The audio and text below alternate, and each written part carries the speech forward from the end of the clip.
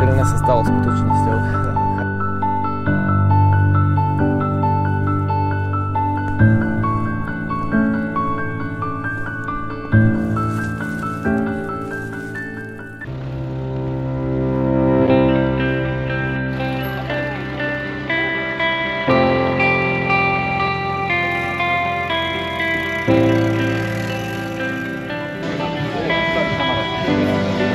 No a máme tu aj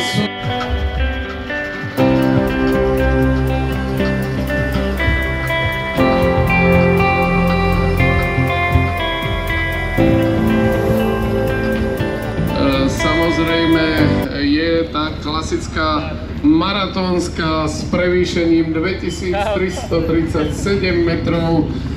Čo je dôležité povedať, aké sú pocity stáno? Keďže nie všetci sú výkonnostné na tom. To je dobré, bude ešte teplejšie. Paráda. Idú skúsiť túto čo si není oblečený už? Tak máme ja idem na poslednú chvíľu, lebo dávam malý náskok. 14. hodine pre túto trať, čiže o 14:00 cez občerstvovačku na Inovci už by sa ďalší pretekári z dlhej trate nemali dostať, takže štartujeme o nejakých 14 minút. Má to trochu viacej napúkané. S dĺžkou 78,8 km bude sa štartovať tu od stánku Garminu. A ideme na to, pomaly odštartujeme. 3, 2, 1, go! Ojej! Tá sa nám trošku zabrala štvorkolka, ale nevadí.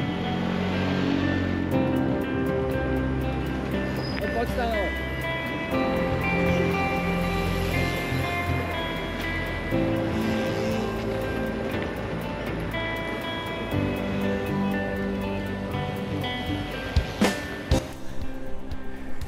Tak krásne, dobré ránko, priatelia.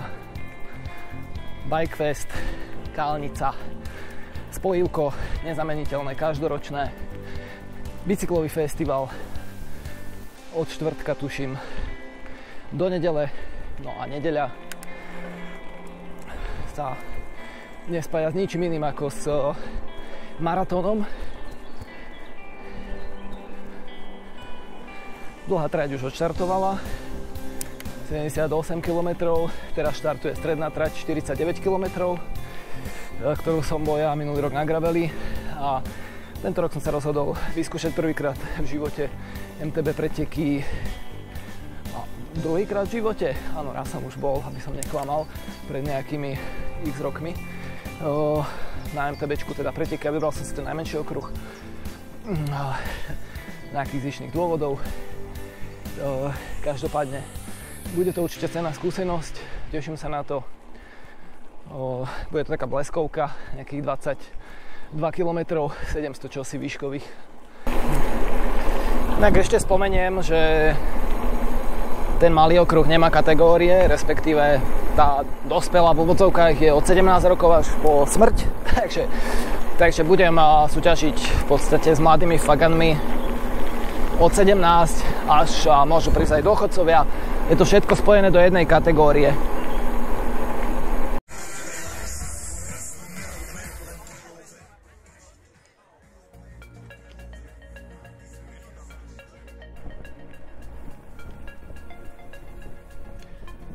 Preteky sme odštartovali. Na štarte sa stalo pomerne dlho. Všetci sa tam naukladali asi 20 minút pred štartom.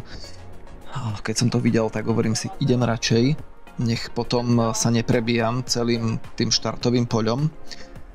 Tak som tam stál aj ja. Dopredu sa dalo aj dosť veľa takých mladších proste chalanov až detí. A bolo to také trošku, viem, že je to pre nich určite niečo nové, že nevedia, že možno by sa to tam malo nejako stavať podľa toho, kto sa ako cíti na to. A ten začiatok je potom taký hektický, lebo keď sa silnejší jazdec dostane dozadu, tak tým štartom sa potom prebíja celým tým poľom a dosť často tam hrozia aj kolízie a podobne, tak, ale to je väčšiný problém štartov. Každopádne Kúsok sme prešli po asfaltke, po dedine a potom sme sa hneď zvrtli doprava a už začalo v podstate to stúpanie. Celý ten okruh 22 km bolo jedno veľké stúpanie a potom zvyšok sa klesalo, takže tu sme už nabehli na takú lesnú cestu. Toto už mám nejako prechodené, tady to občas chodievam, keď idem z Kalnice do Selca. Je to aj, tuším, červená cyklotrasa, áno, červené C-čko. No a snažil som sa teda mať v dosahu čelo pretekov a prebiť sa práve tým dávom. Ja som bol v nejakej možno 1/3 som začal po štarte, takže tak som sa nejako postupne prebíjal a hovorím si, tak dočiahnem aspoň na čelo, alebo tak, aby som ho mal teda v dohľade. No a uvidím, aké tempo sa pôjde a pokúsim sa tam udržať čo najdlhšie, no. S tým, že teda vedel som v podstate 3/4 toho stúpania poznám. Bol tam jeden krátky úsek, ktorý som si neprešiel ešte doteraz. Takže zhruba som vedel, že čo ma čaká, vedel som, že bude ešte tam ťažší taký záver. No a postupne už tu pribudalo aj trošku blátka, občas nejaká mláčka. Tým, že idete v podstate ešte v takomto pelotóne, tak nie vždy sa zvolíte tú správnu stopu, lebo vedľa vás niekto je, takže občas musíte preletieť aj cez mláčku a z nejaký hrbol a tak ďalej, ale tak to proste býva v začiatkoch každých pretekov. No a tak sme si tu šlapali a postupne sa to nejako profilovalo. A dostalo sa dopredu asi, ja neviem, nejakých 10 borcov. Ja priznám sa, že som sa veľmi dozadu za seba nepozeral, ale postupne tie zvuky za mnou keby utichali. Trošku som sa aj zablatil, teda vidíte, tu mi stekal taký fúľanec blatový po kamere. No a je to prvýkrát vlastne, čo som takto sa snažil natočiť celý pretek. Nerátam tú zvážnicu, na ktorej som bol, a tam som točil len zo pár úsekov a tam si to vedel ustriehnúť a tuto už predsa mi to napadlo až neskôr si to ten displej trošku utrieť a nerátal som s tým, že tam bude takýto fliakanček. No tak nevadí, to patrí k tomu a mňa hneď od začiatku celkom dosť zablatilo, lebo niekto do mňa frkol a ja som prešiel cez tie mláky, čo som hovoril. No a tu vidíte, tu sa to dotrhalo, už sa to stúpanie zväčšilo a už tu chalani mi utekali, no až mi ušli. A nevedel som koľko, ale počítal som, že tak možno 10 ich ušlo, plus minus. No osamostatnil som sa ja a aj za sebou už som nepočul žiadne zvuky, takže to bola pasáž, kedy už som si išiel sám a vtedy sa priznám, že zo mňa aj opadol všetok ten stres, ktorý som mal počas tej jazdy v tej skupine a tuto sa mi asi už začalo ísť tak relatívne dobre, najlepšie, tu boli také odkryté pasáže, kde sme boli viac na slnku, bolo pomerne dusno v ten deň a tieto miesta poznám už, áno, to je zase žlté C-čko. Myslím si, ak neklamem. A je tu spod Klenkového vrchu sa ide ku križovatke, kde sa potom pokračuje buď dole do Kalnice, alebo doľava, tam sme išli my na útulňu Izba. No a tu už bol aj taký trošku náročnejší terén občas nejaké skaly a stále to stúpalo. Prišlo mi už to stúpanie dosť nekonečné a som len pozeral na Garmin, že kedy to končí. Boli tam opäť aj trošku blatovejšie úseky, ale nič hrozné. Tak treba povedať, že počasie vyšlo perfektne, bo v tom lese bolo príjemne, na slnku bolo horúco, ale to nejako extrémne nevadí. No a čakal som, kedy už sa konečne vyšplhám teda na ten najvyšší bod. Boli tam aj nejaké problémy po trati, chalanovi tam asi prišlo zle, ale vyzeral teda nakoniec, že to bolo všetko v poriadku. Tu ma nejaký e-bikista predbehol, ale to bol asi len nejaký turista alebo nejaký, čo si testoval tam bajky. Takých som stretával veľa. Na Kalnici, na Kalnickom bikefeste sa dá testovať bicykle. No a potom som ho v zjazde sa obehol ja. Ale vrajme to bol len nejaký e-bikista, ktorý si tam to pádil. No a tu začal teda zjazd, čo som sa ja obával a vždy sa obávam a preto som sa preto sa vyhýbam pretekom, zvlášť na MTBčku, lebo tie zjazdy vedia byť niekedy veľmi hrozivé a ja nie som ich fanúšik, mám pod seba zachovy veľký, ale to už viete. A tu som vedel, že sa za chvíľku dostanem na tú odbočku, na útulňu Izba a tam bude také jedno z tých posledných ešte kvázi stúpaní. Tento zjazd som si užil, tento zjazd poznám, nie je taký prudký, je tu taká zvážnica, pomerne bezpečná, som vedel, že tam nejaké nebezpečenstvo nehrozí. S nádherným výhľadom, inak doprava na Nové Mesto nad Váhom a na Biele Karpaty. V tejto rýchlosti samozrejme, že tie výhľady išli bokom. A taká šutolinka. Veľmi príjemná na zjazdovanie. A vidíte stále sám, už nevidel som nikoho ani pred sebou a nepočul som nikoho ani za sebou. A tu už je tá odbočka na útulňu Izba. Rovno keby som pokračoval, tak sa spustím do Kalnice, respektíve sú tam ďalšie nejaké možnosti. A tu ešte opäť trošku stúpania, to už nebol taký dlhý úsek a až sa vlastne prešlo okolo útulne Izba.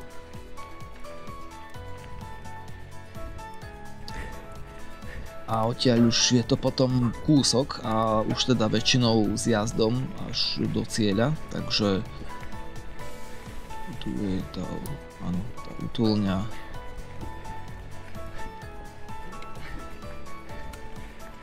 Myslel som si pôvodne, že tu bude tá občerstvovačka jedna jediná na trati, ale ona bola kúsok ďalej. Tuto ešte sa trošku teda stúpalo. No ja už som sa psychicky pripravoval na ten záverečný zjazd, ktorý viem, teda ten tiež mám už prejdutý, lebo išiel som ho minulý rok na graveli, čo už bolo veľmi zaujímavé. Celá tá gravelová trať je taká, by som povedal, že aj za hranou gravelu, ale už nech si posúdi každý sám. Takže psychicky som sa pripravoval na ten záverečný zjazd. A tak som si povedal, že teda budem sa snažiť zísť ho čo najlepšie, neriskovať tak, aby som sa teda došiel celý do cieľa. No a že sa budem snažiť o to, aby ma čo najmenej ľudí predbehlo. No a tu už taká posledná zákrutka, tu sa spájali vlastne všetky trate, krátka, stredná aj dlhá a tuto kúsok už bola tá občerstvovačka. Tam som si šupol akurát jeden jonťak. Ďakujem.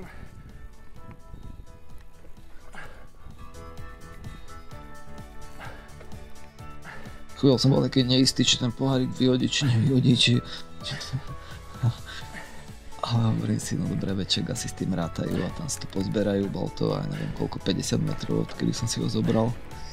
No a už potom nasledoval teda samotný zjazd. Viac menej skoro stále dole, občas rovinka a možno máličko, zopár drobných brdkov. Ten zjazd bol...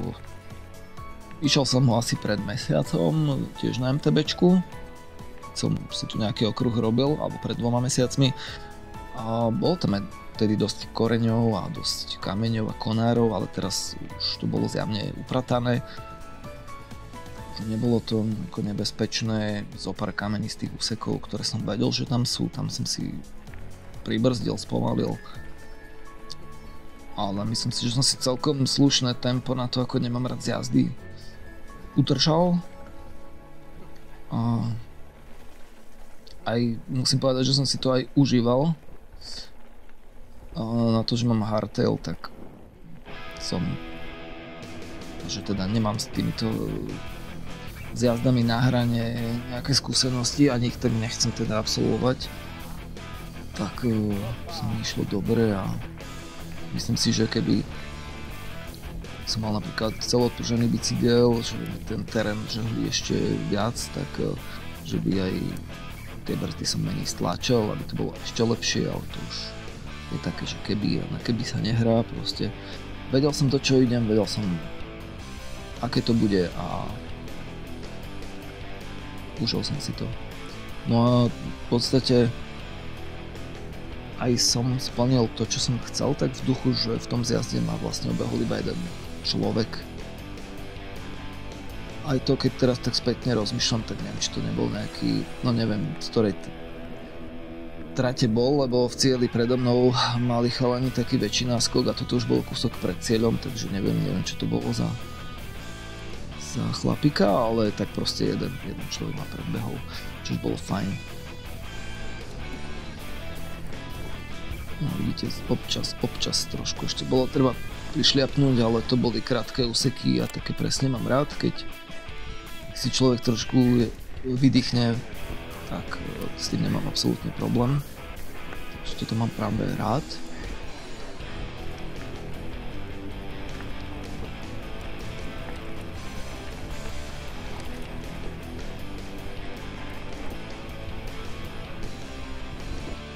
No v podstate okolo Polamaného vrchu sme sa už spúšťali do samotnej kálnice a tam už je taká legendárna záverečná lúka.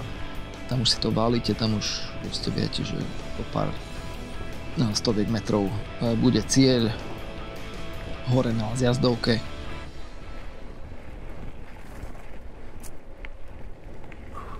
Ja som pravdu povedať za ním čakal, že ten okruh tak rýchlo prejde, no trvalo to nejakých hodinu aj pár minút.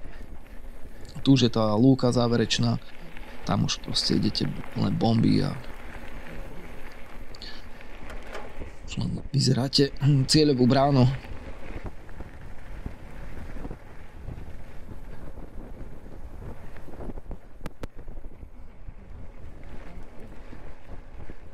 Tá cesta je našťastie rovná, nie sú tam žiadne nejaké rigole ani nič podobné, nič rozjace, takže máme už prví fanúšikovia tuto pri cieli, čali nejaká rodinka, také milé. A tu už fakt posledné metre, už vidíte napravo, už je vrch bike parku. No a cieľová brána. Takže úspešne a v zdraví, v cieli.